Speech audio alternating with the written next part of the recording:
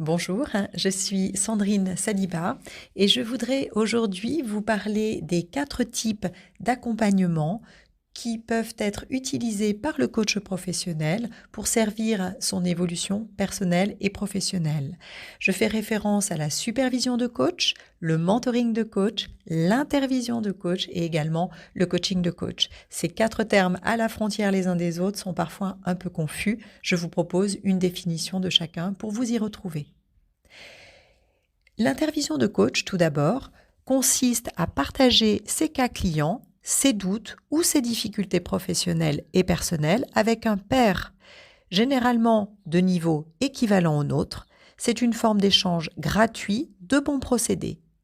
L'intervision de coach a pour finalité de créer un espace d'échange, de partage et de réflexion, et les méthodes utilisées varient en fonction des deux pairs qui échangent.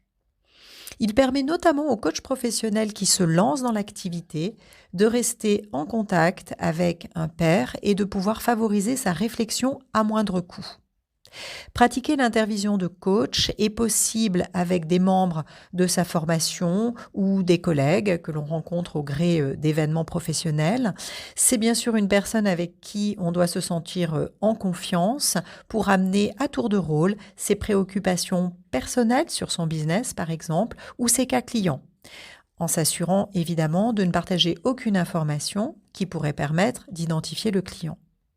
Cette pratique peut se faire sur une base d'une fois par mois, tous les 2, 3 mois, en fonction de la régularité de sa pratique. Et il existe aussi des groupes d'intervision de coach gratuits, parfois proposés par les associations locales de coaching, comme les antennes d'ICF France, par exemple. Le mentoring de coach. Quant à lui, il permet de renforcer avant tout ses compétences techniques et de nous assurer d'une bonne maîtrise des 8 compétences clés du coach professionnel selon ICF. Le mentoring de coach est notamment utilisé pour passer une accréditation ICF, comme par exemple l'ACC, le PCC ou le MCC.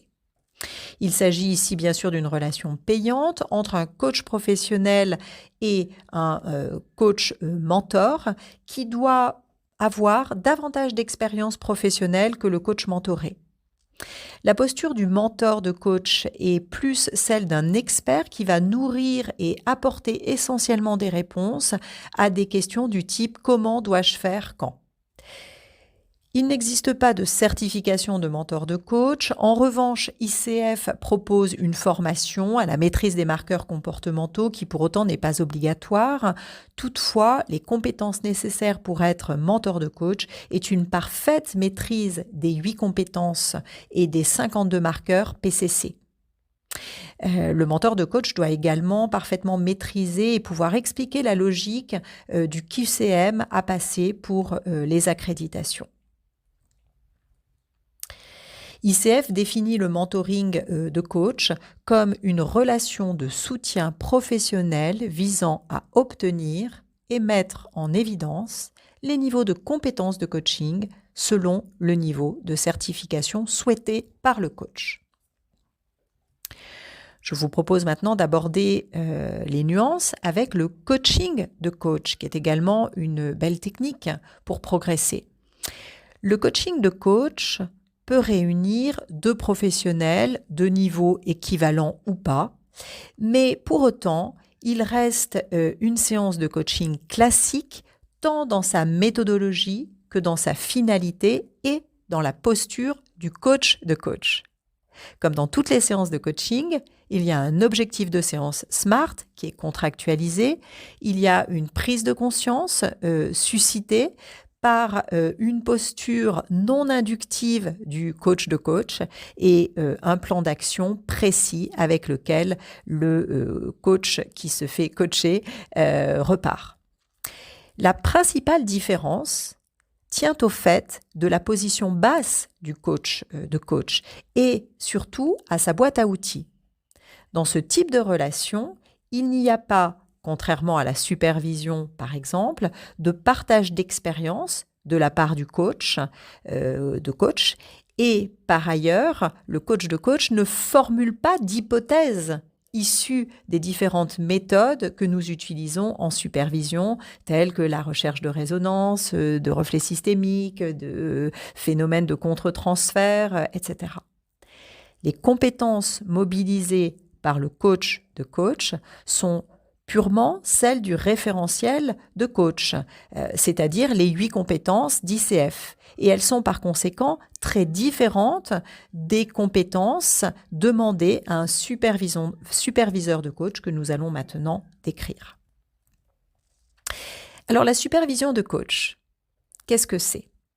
Tout d'abord, la supervision de coach nous vient à l'origine de la supervision proposée à tous les travailleurs sociaux et spécialistes de la relation d'aide tels qu'initiés au début du XIXe siècle. Elle est alors dominée par la supervision de type psychanalytique jusque dans les années 1950.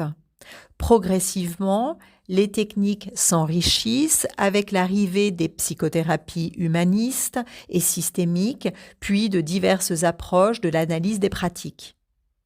Dans les années 2000, avec l'émergence du coaching, la supervision de coach s'adapte progressivement au contexte de notre métier et favorise une approche dite systémique qui fait alors la part belle à l'analyse du système plus qu'aux préoccupations du supervisé. Et là, Jacques-Antoine Malarevitch, notamment dans les années 99, a beaucoup apporté à ce principe de supervision systémique.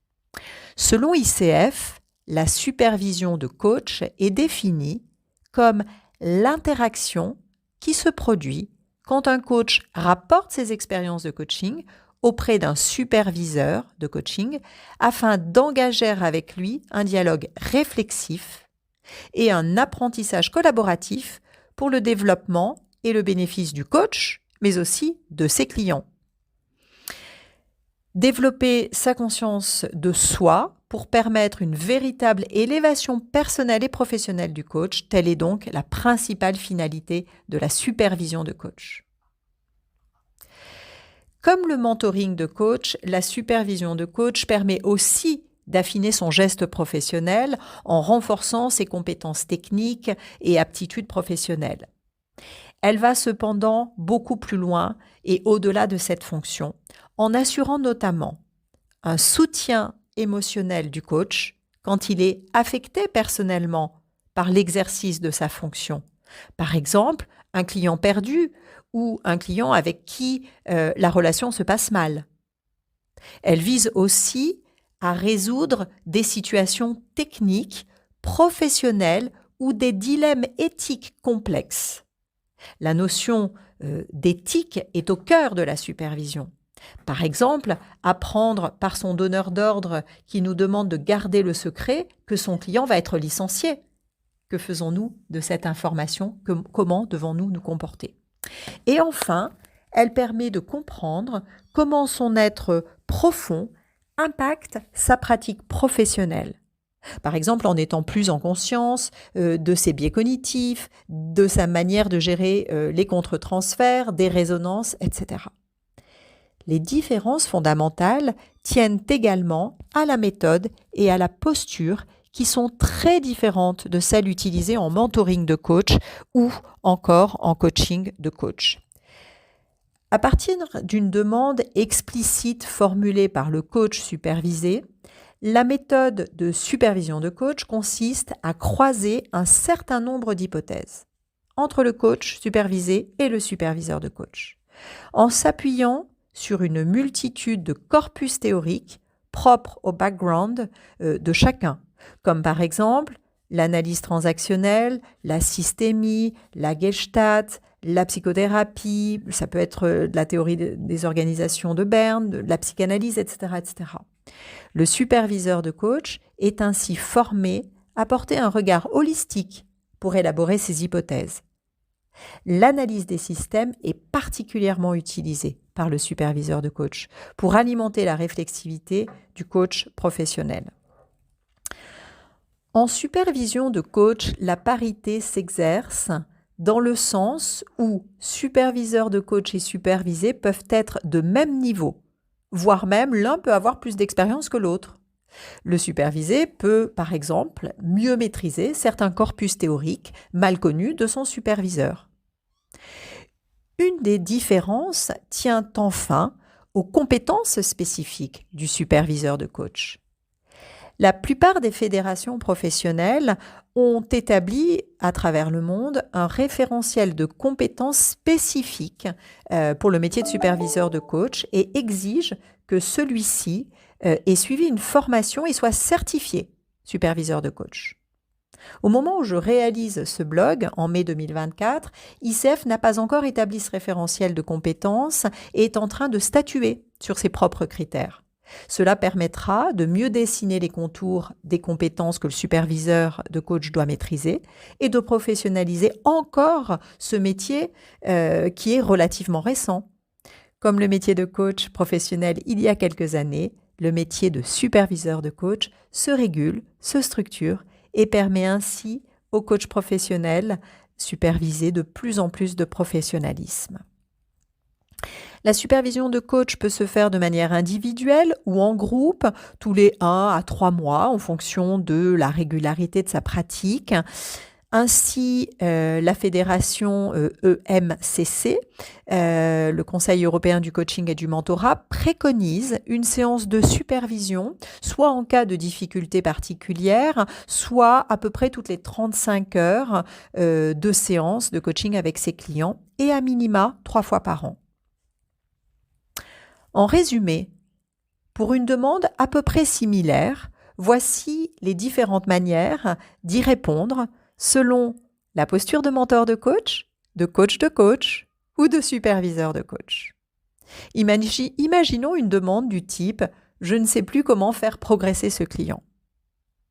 Le mentor de coach va partager comment il serait utile d'agir dans le respect des compétences clés du métier pour mieux faire avancer le client. Il est en posture dite haute et porte un regard essentiellement technique. Il nourrit le coach en demande et partage son expérience. Le coach de coach, quant à lui, invite à prendre conscience du frein qui est à l'origine de la difficulté et s'assure que le coach reparte avec un plan d'action précis. Il est en posture basse où il ne partage pas d'informations le concernant ni son regard. Enfin, le superviseur de coach croise ses hypothèses personnelles avec celles du supervisé pour développer la prise de conscience du coach supervisé.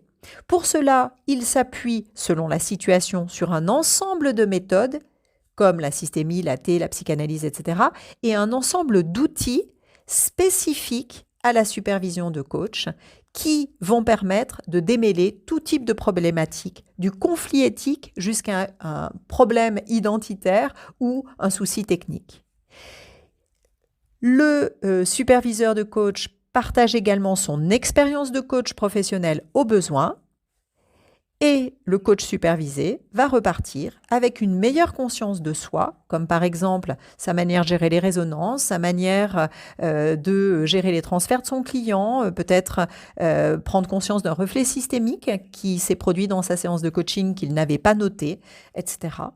Et il va également repartir avec quelques options à utiliser en fonction de l'évolution de la situation.